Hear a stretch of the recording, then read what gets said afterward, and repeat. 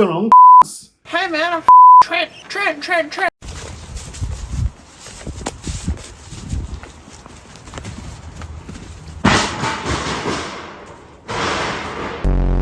Alright, now that that's out of the way. If you listen to my early tracks, they sound nothing like what I'm making now. I used to make Melbourne minimal and minimal techno.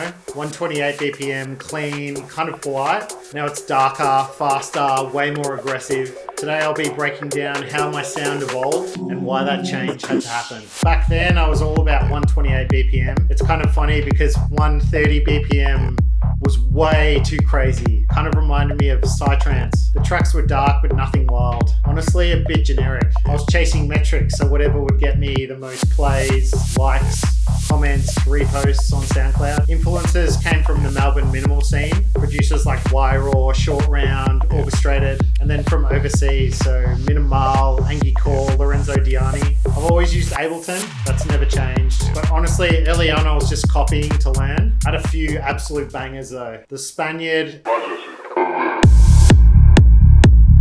and my remix of Catch by Kosheen.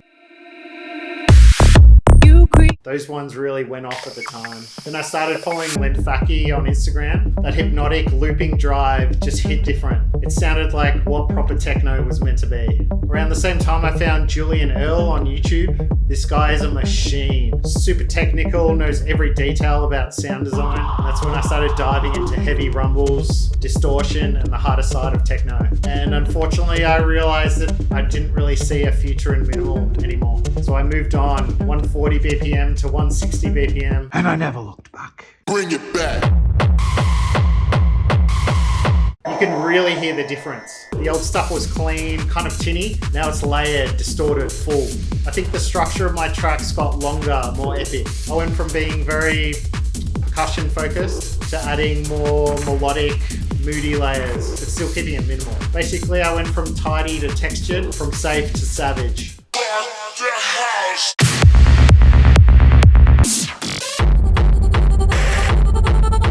I think the biggest change though wasn't the tempo, it was me. I matured. I think the confidence built with every track I made in that faster pace. I cared less about clout, even though yeah, I do miss that dopamine hit sometimes. But now the reactions I get hit way harder because they're real.